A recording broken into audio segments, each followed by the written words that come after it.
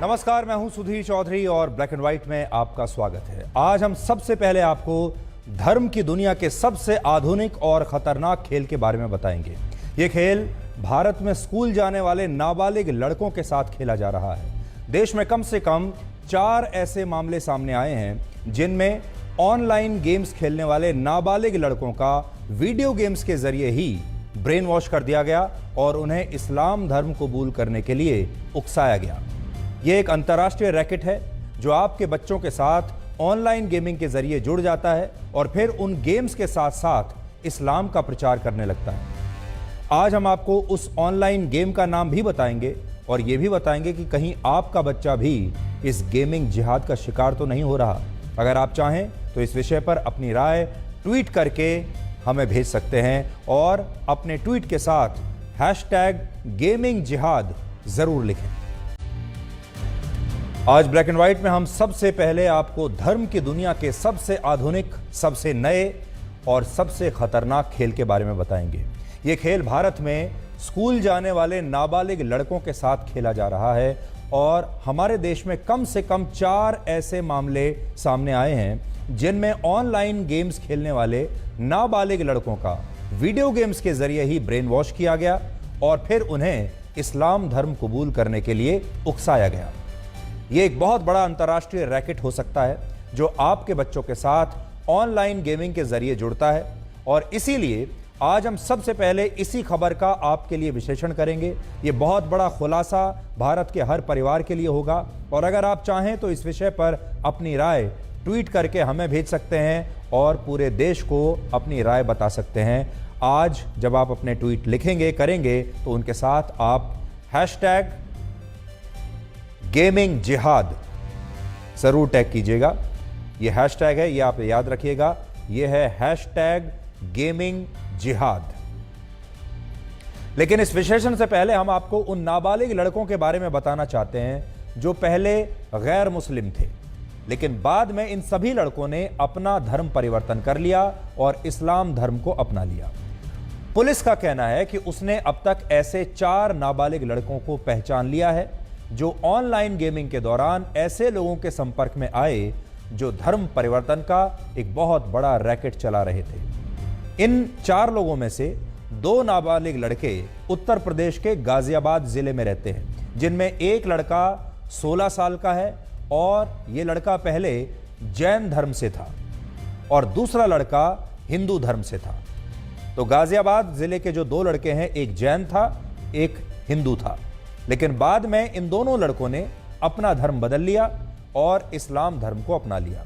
जबकि बाकी 2 नाबालिग लड़कों में एक लड़का हरियाणा के फरीदाबाद जिले में रहता है और दूसरा लड़का चंडीगढ़ में अपने परिवार के साथ रहता है।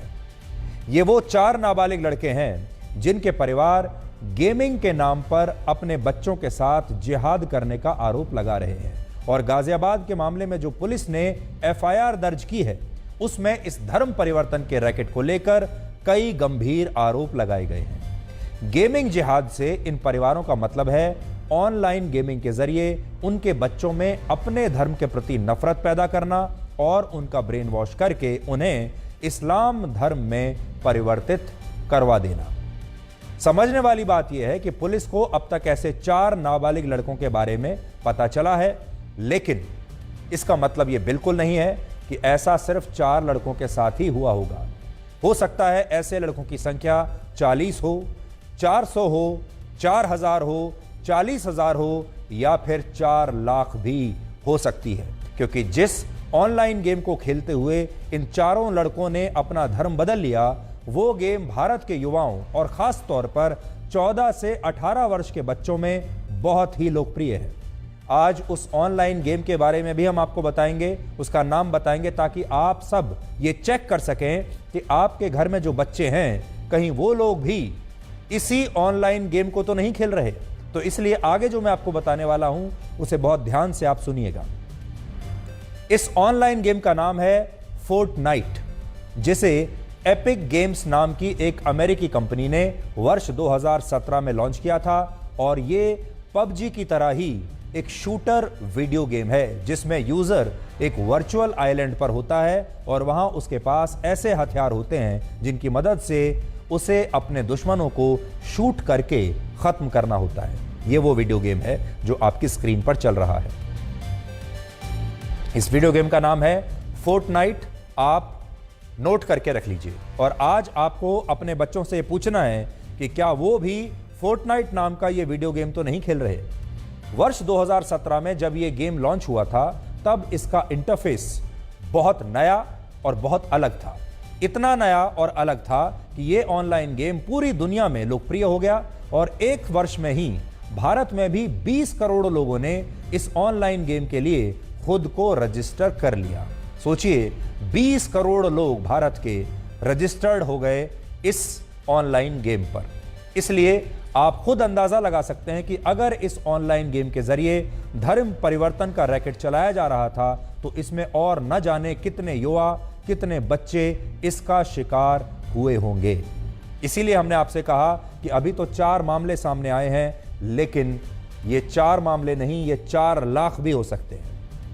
इस मामले की जांच फिलहाल उत्तर प्रदेश पुलिस कर रही है, गाजियाबाद की पुलिस कर रही है, लेकिन केंद्रीय जांच एजेंसियां और भारत की इंटेलिजेंस ब्यूरो यानी आईबी ने भी आरोपियों से पूछताछ के लिए पुलिस से संपर्क किया है। और भारत का राष्ट्रीय बाल अधिकार संरक्षण आयोग, इस आयोग ने भी इलेक्ट्रॉनिक्स एंड इंफॉर्मेशन टेक्नोलॉजी मंत्रालय को एक चिट्ठी लिखी है और कहा है कि मंत्रालय को उस गेमिंग ऐप की जांच करवानी चाहिए जिसकी मदद से नाबालिग लड़कों का धर्म परिवर्तन हो रहा है। इस मामले में पुलिस ने अब तक 2 आरोपियों की पहचान भी कर ली है। इनमें एक आरोपी का नाम है अब्दुल रहमान उर्फ नन्नी, जो गाजियाबाद में ही रहता था और पुलिस ने इस आरोपी को अब गिरफ्तार कर लिया है।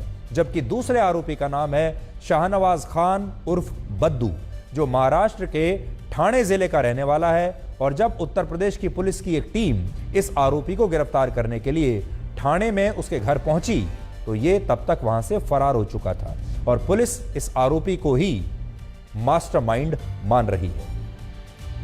सबसे खतरनाक बात यह है कि जिस अब्दुल रहमान को पुलिस ने गाजियाबाद से गिरफ्तार किया है वो वहां की जामा मस्जिद में एक मौलाना है और मस्जिद की 15 सदस्यों वाली एक कमेटी का भी वो सदस्य है।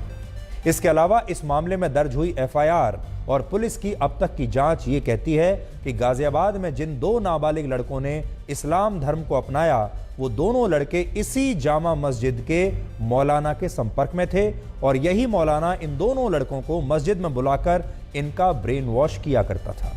ये हम एफआईआर की कॉपी आपको दिखा रहे हैं ताकि आप ये समझें कि जो आज हम आपके सामने खुलासा कर रहे हैं ये बहुत खतरनाक है ये बात, और पुलिस इसकी जांच कर रही है। इसमें एफआईआर हो चुकी है, गिरफ्तारी भी हो चुकी है।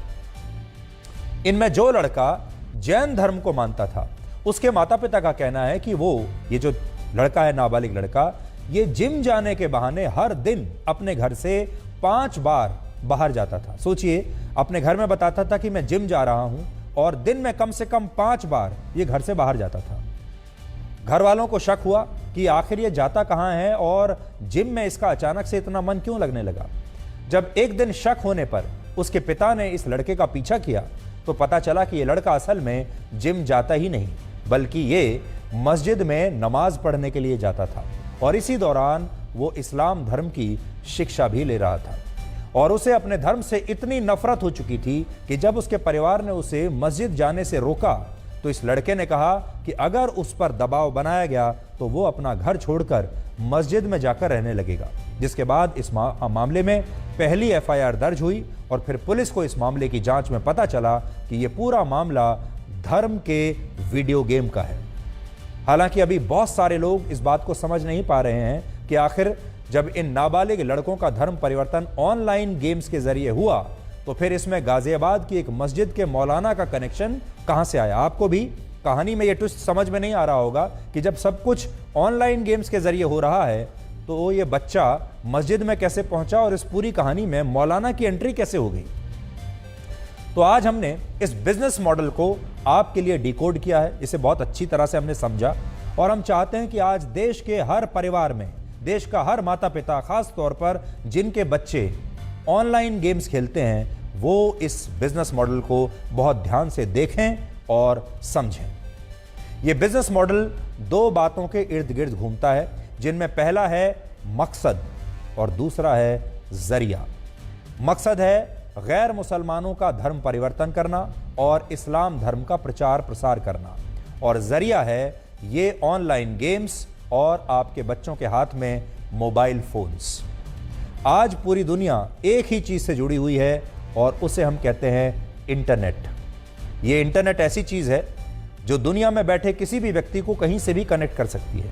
पूरी दुनिया की कुल आबादी 800 करोड़ है, जिनमें 500 करोड़ लोग इंटरनेट से जुड़े हुए हैं, और इन 500 करोड़ लोगों को वर्ल्ड इंटरनेट कम्युनिटी कहा जाता है। यानी आप कह सकते हैं ये ग्लोबल विलेज है या एक ग्लोबल कम्युनिटी है, जिसमें आपका बच्चा भी हिस्सा है, आप भी हिस्सा हैं, और किसी दूसरे देश में बच्चे जो बैठे हुए हैं या लोग बैठे हुए वो भी इसी का हिस्सा है।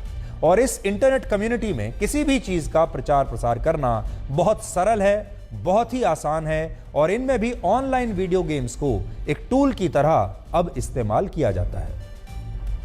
जैसे इस मामले की पुलिस जांच में पता चला कि जिन बच्चों ने इस्लाम धर्म अपनाया वो बच्चे फोर्टनाइट नाम का एक ऑनलाइन गेम खेलते थे, और ये एक ऐसा गेम है जो अक्सर ग्रुप्स में खेला जाता है या टीम बनाकर खेला जाता है। यानी ये सोलो गेम नहीं है, इसमें आपका बच्चा जो है वो किसी ग्रुप बनाकर खेलेगा, एक ग्रुप बनाकर या फिर एक टीम बनाकर खेला जाएगा। उस टीम में आपका बच्चा भी हिस्सा लेगा, और उस टीम में हो सकता है यूरोप में बैठा कोई लड़का, अमेरिका में कोई बैठा हुआ लड़का भी आपके बच्चे की टीम का हिस्सा हो सकता है। इसमें कुल 100 लोग एक बैटल में हिस्सा लेते हैं, और ये बैटल या तो 50-50 यूजर्स की दो टीमों के बीच खेला जाता है, यानी 50 प्लेयर्स की टीम एक तरफ, 50 प्लेयर्स की टीम एक तरफ, और वो दोनों टीमें 50-50 लोगों की आपस में ये मैच खेलती हैं, ये युद्ध लड़ती हैं। या फिर 4 यूजर्स की एक टीम बनाकर ये गेम खेला जाता है। इसके अलावा इस गेम में यूजर्स या प्लेयर्स कह लीजिए दुनिया के दूसरे देशों के लोगों से भी कनेक्टेड होते हैं, और जब कोई व्यक्ति किसी टीम को ज्वाइन करता है तो उस टीम का एक लॉबी रूम क्रिएट किया जाता है। उस टीम का अपना एक लॉबी रूम क्रिएट किया जाता है, जिसमें अलग अलग देशों के प्लेयर्स या यूजर्स एक दूसरे से इस लॉबी रूम में जाकर बात कर सकते हैं, रणनीति बना सकते हैं, तय कर सकते हैं कि क्या करना है।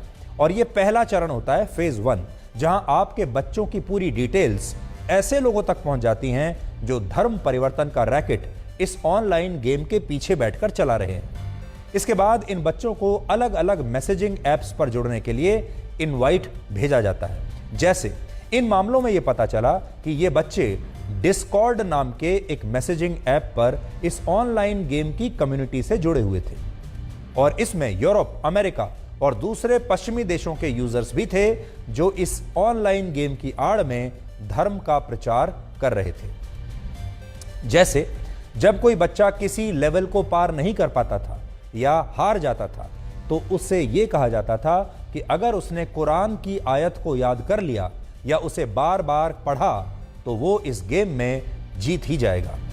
और ये सब कुछ बहुत मनोरंजक तरीके से, अनौपचारिक तरीके से शुरू होता है, जिसमें बच्चों और युवाओं को यह एहसास दिलाया जाता है कि कुरान की आयत याद करने से वो ऑनलाइन गेम जीत सकते हैं। कुरान की आयत याद करने से, इस्लाम धर्म को अपनाने से उनके जीवन में चमत्कार हो सकता है। उनका अपना धर्म और उनके अपने भगवान उन्हें जिता नहीं सकते, लेकिन अगर वो इस्लाम को मान लें तो वो जीतने लगेंगे। और ऑनलाइन गेम तो शुरुआत है, फिर वो अपने जीवन में भी हर युद्ध को जीतने लगेंगे।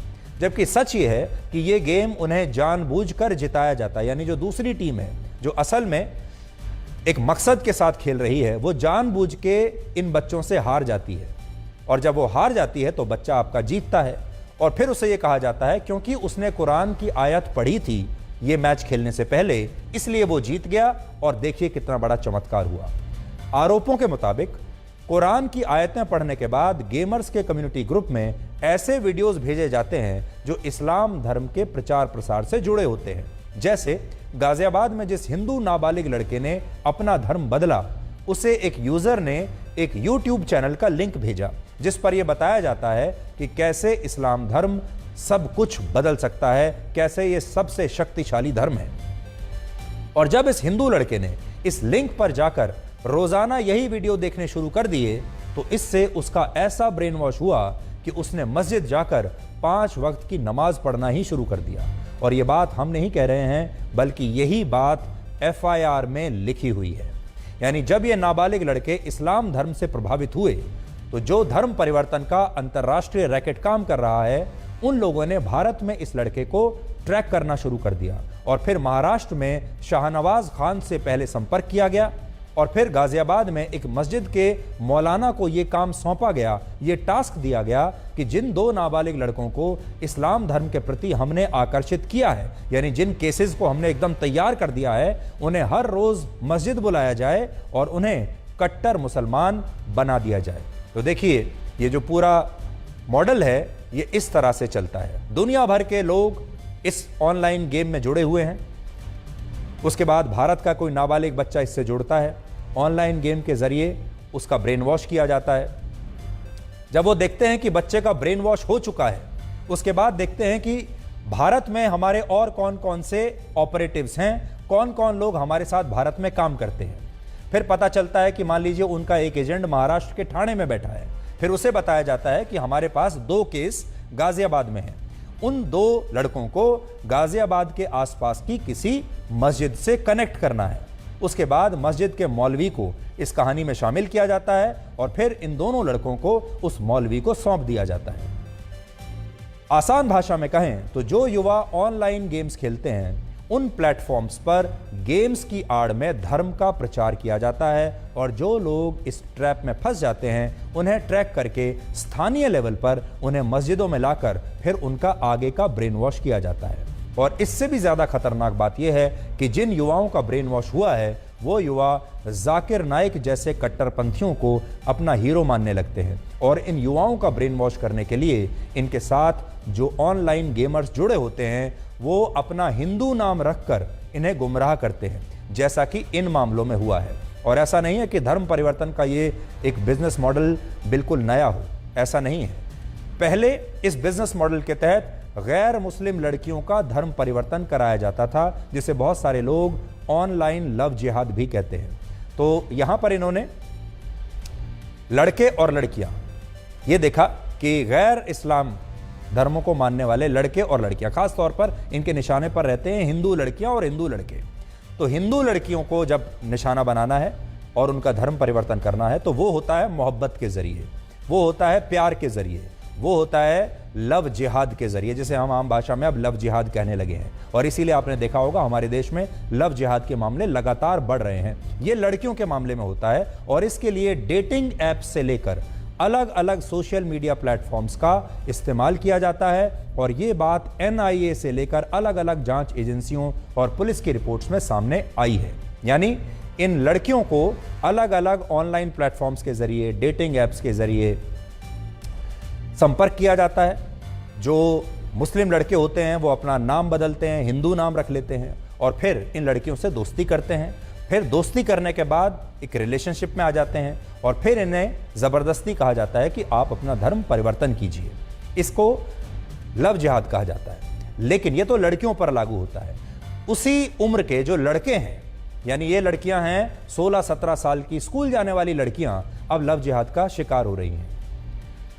लेकिन जो 16-17 साल के स्कूल जाने वाले लड़के हैं, उन्हें कैसे ब्रेन वॉश करके अपनी तरफ लाया जाए? उन पर तो लव जिहाद काम नहीं करेगा। लेकिन क्योंकि लड़कों का धर्म परिवर्तन करने के लिए प्यार को टूल नहीं बनाया जा सकता, इन पर लव जिहाद नहीं चल सकता, इसलिए अब ऑनलाइन गेम्स की मदद ली जा रही है। क्योंकि भारत के ज्यादातर इस उम्र के लड़के दिन भर ऑनलाइन गेम्स खेलते हैं, क्योंकि ऑनलाइन गेम्स एक ऐसी चीज है जिससे लड़के बहुत जल्दी प्रभावित होते हैं और इन खेलों में जीतने का जुनून धर्म परिवर्तन और उसके प्रचार प्रसार को बहुत आसान बना देता है। आगे बढ़ने से पहले आपको हम याद दिलाना चाहते हैं कि अगर आपकी कोई राय है इस विषय पर तो आप अभी के अभी ट्वीट कर सकते हैं और हैशटैग आपकी स्क्रीन पर है, हैशटैग है गेमिंग जिहाद। आप ट्वीट करके पूरे देश को अपनी राय बता सकते हैं। उदाहरण के लिए कुछ साल पहले तक आपको याद होगा ब्लू व्हेल चैलेंज नाम के एक ऑनलाइन गेम के लिए भारत के युवा अपने हाथ की नसें तक काट लिया करते थे और खुदकुशी कर लेते थे। और सोचिए, इस खेल में युवाओं को जीतने के लिए मरना नहीं है, बल्कि सिर्फ अपना धर्म बदलना है, तो फिर भारत के बहुत सारे ऐसे नाबालिग लड़के हैं जो इसके लिए तैयार हो जाएंगे। ये नाबालिग लड़के तो गेम्स में इतने इन्वॉल्व हो जाते हैं कि ब्लू व्हेल चैलेंज जो मैंने अभी आपको बताया, उसके लिए तो लड़कों ने अपने हाथों की नसें काट ली थी। लोग बड़ी बड़ी बिल्डिंग्स की छत से कूद जाते थे इस गेम को जीतने के लिए। तो सोचिए, ये धर्म परिवर्तन तो छोटी सी चीज है। और आज यहां समझने वाली बात यह है कि हर उम्र और जेंडर के लोगों का धर्म परिवर्तन कराने के लिए बाकायदा एक बिजनेस मॉडल काम कर रहा है। नाबालिग लड़कियों और महिलाओं का धर्म परिवर्तन अगर कराना है, देखिए अब इस बिजनेस मॉडल को समझिए जो मैं आज आपको बड़ी स्क्रीन पर लगाता हूं, और आप इसे समझिए।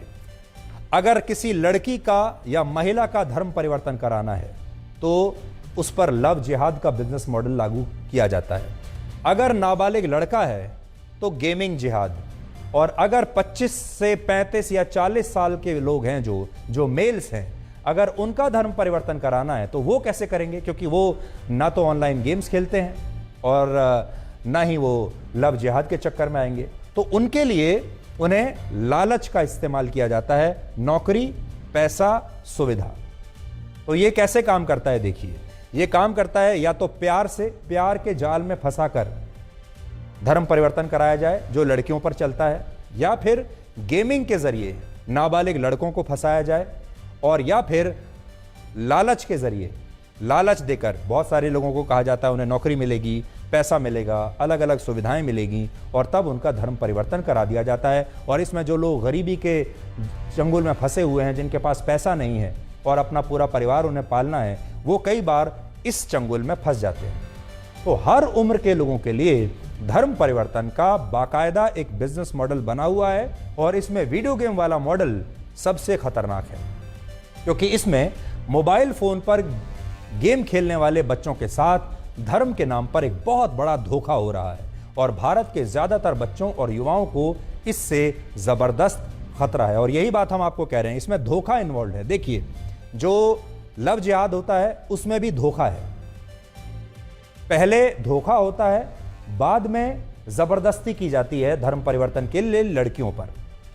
दूसरा, नाबालिग लड़कों के साथ गेमिंग के जरिए धोखा होता है, उन्हें धोखे से इस जाल में फंसाया जाता है। और तीसरा, लालच से भी धर्म परिवर्तन हो रहा है। हम किसी धर्म के खिलाफ नहीं है। आगे बढ़ने से पहले एक बात स्पष्ट करना चाहते हैं, हम किसी धर्म के खिलाफ नहीं है। हम इस्लाम के खिलाफ नहीं है, हम और किसी धर्म के खिलाफ नहीं है, हिंदुत्व के खिलाफ नहीं है, ना ही हम ईसाई धर्म के खिलाफ हैं, ना ही सिख धर्म के खिलाफ है। सारे धर्म अच्छे होते हैं।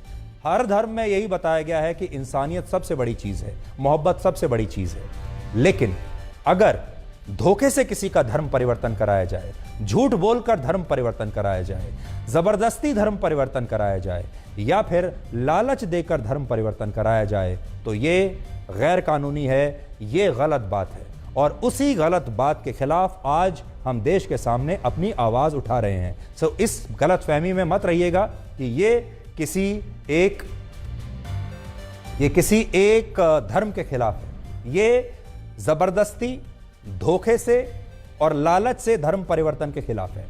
अब अगर आप इस गेमिंग जिहाद पर अपनी कोई राय बना पाए हैं तो ये हैशटैग गेमिंग जिहाद पर आप अभी के अभी ट्वीट कर सकते हैं और भारत के लोगों को और हमें ये बता सकते हैं कि आप इसके बारे में क्या सोचते हैं। लेकिन आज का ये जो कार्यक्रम है ये आपको जागरूक करने के लिए है, ये भारत के हर परिवार को बताने के लिए है कि कहीं आपका बच्चा, खास तौर पर नाबालिग बच्चा, कहीं इस गेमिंग जिहाद का शिकार तो नहीं हो रहा भारत में। और ये क्यों हमारे लिए सबसे ज्यादा खतरनाक है, अब ये समझिए। भारत में 5 से 14 वर्ष के 7 करोड़ 20 लाख बच्चे ऑनलाइन गेम्स खेलते हैं। देखिए, 7 करोड़ 20 लाख बच्चे कुल मिलाकर हैं भारत में 5 से 14 वर्ष के जो ऑनलाइन गेम्स खेलते हैं। कितना ही बड़ी संख्या है। और इसलिए आज इन सभी बच्चों को धर्म परिवर्तन के इस ऑनलाइन रैकेट से बहुत बड़ा खतरा है। इसके अलावा भारत में 50 करोड़ लोग ऑनलाइन गेम्स खेलते हैं, जिनमें 12 करोड़ लोग ऐसे हैं जो ऑनलाइन गेम्स के लिए पैसा देते हैं और इन्हें हम पेड यूजर्स कहते हैं। ये 50 करोड़ लोग औसतन एक हफ्ते में 8.5 घंटे ऑनलाइन गेम्स खेलते हैं। तो देखिए, आगे आपको और भी मैं हैरान करूंगा, लेकिन आप सोचिए 50 करोड़ लोग भारत में अकेले ऑनलाइन गेम्स खेलते हैं। देखिए यह कितनी बड़ी संख्या है, यह अमेरिका की पूरी आबादी से ज्यादा है। और 12 करोड़ लोग इसके लिए पैसा देते हैं। यह कितनी बड़ी संख्या है। न जाने ऑस्ट्रेलिया जैसे कितने देश इसमें से निकल आएंगे। इसका मतलब यह हुआ कि इन 50 करोड़ लोगों के हर हफ्ते 425 करोड़ घंटे सिर्फ ऑनलाइन गेम्स में बर्बाद हो जाते हैं। तो कैलकुलेशन आप देख लीजिए, ये 50 करोड़ लोग हर हफ्ते 8 घंटे 30 मिनट ऑनलाइन गेम्स खेलते हैं।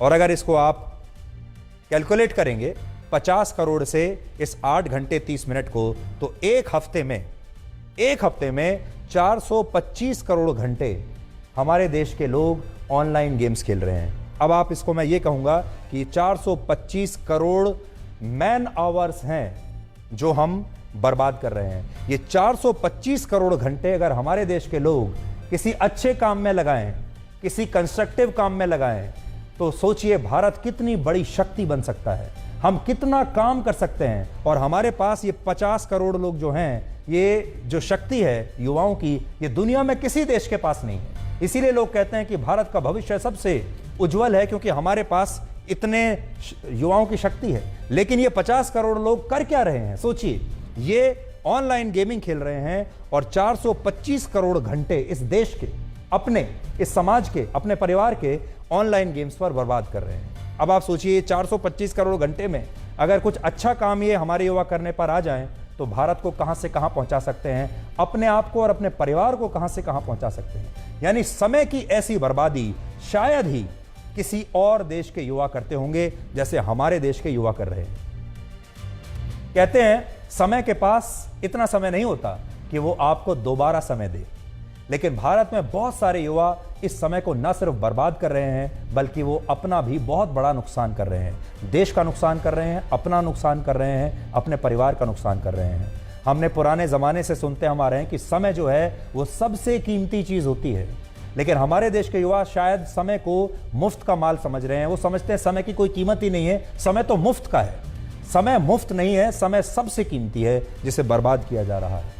वर्ष 2020 में एक सर्वे हुआ था जिसमें 18 साल से कम उम्र के 65% बच्चों ने माना कि वो ऑनलाइन गेम्स के लिए अपना खाना और नींद तक छोड़ सकते हैं। इसलिए सोचिए, इन बच्चों को धर्म परिवर्तन के लिए प्रभावित करना आज कितना आसान काम होगा। जब 65% बच्चे खाना और नींद छोड़ देते हैं, तो धर्म नहीं छोड़ देंगे, बहुत आसानी से छोड़ देंगे अपने धर्म को। भारत में ऑनलाइन गेमिंग के 7 लाख से ज्यादा मोबाइल ऐप्स हैं।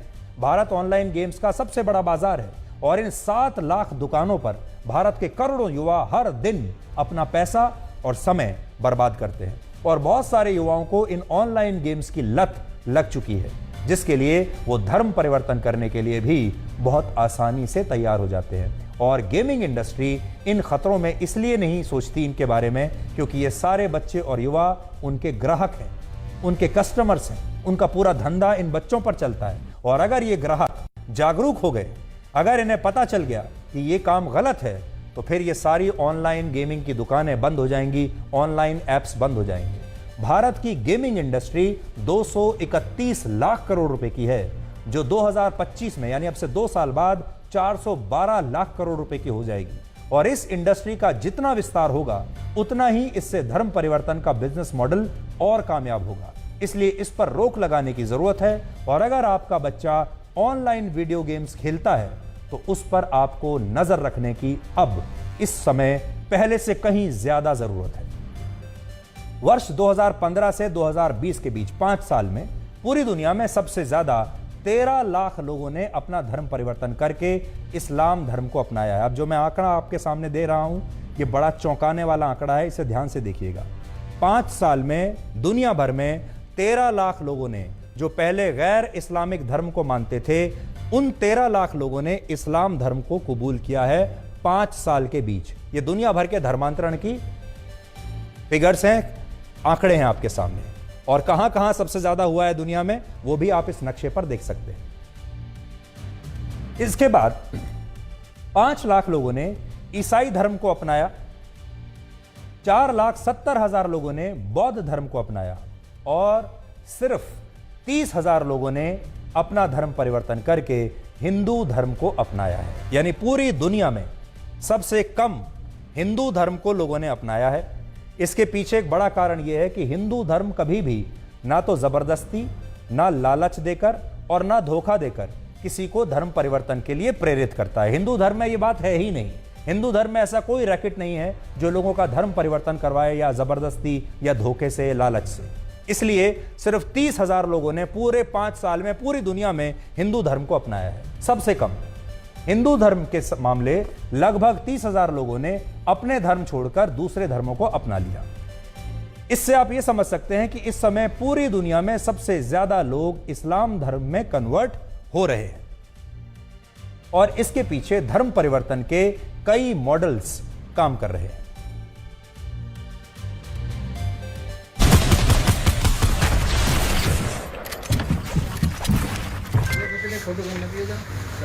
पता चलता है एफिडेविट के साइन करवाया सर। मैं गाजियाबाद के सेक्टर 23 के जामा मस्जिद के बाहर मौजूद हूँ। इसी मस्जिद में जो गिरफ्तार आरोपी अब्दुल रहमान है, वो बतौर मौलवी के तौर पर काम करता था और अब्दुल रहमान ही लगातार जो गाजियाबाद में एक जैन धर्म का नाबालिग, एक हिंदू धर्म का नाबालिग था, उससे लगातार संपर्क में था। जब दोनों का धर्म परिवर्तन हो गया, उसके बाद दोनों नाबालिग परिवार से छुप छुपाकर किसी न किसी बहाने से इस मस्जिद में आते थे और यहाँ पर जो अब्दुल रहमान, जिसे गाजियाबाद पुलिस ने गिरफ्तार किया है, वो दोनों नाबालिगों को यहाँ पर इस मस्जिद में नमाज पढ़वाता था।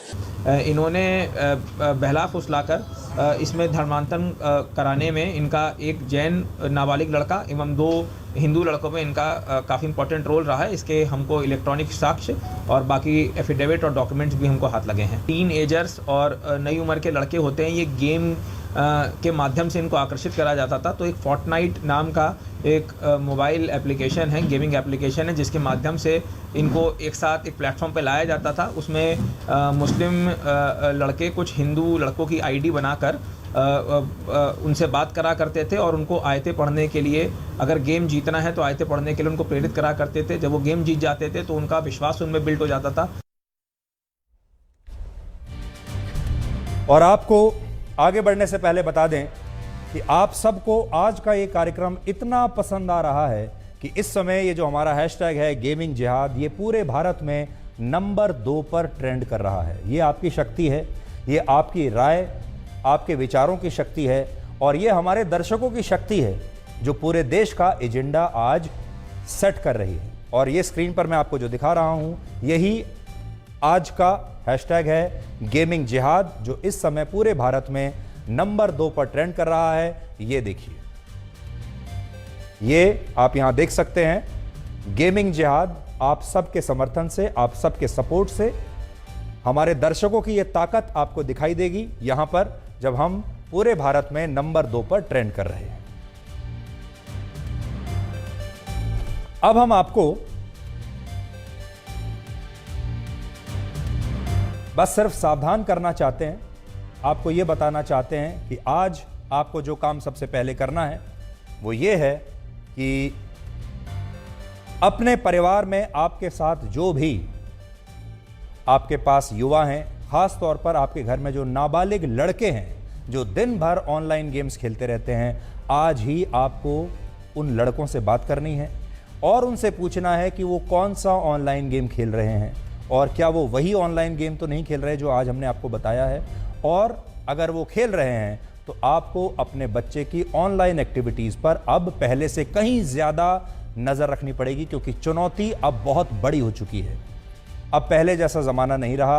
हो सकता है आपके बच्चे शुरुआत में बुरा मानेंगे, हो सकता है आपके बच्चे शुरुआत में ये कहेंगे कि नहीं, आप उनकी प्राइवेसी में दखल दे रहे हैं, वो नहीं चाहते कि आप रोज़ उनका मोबाइल फ़ोन चेक करें।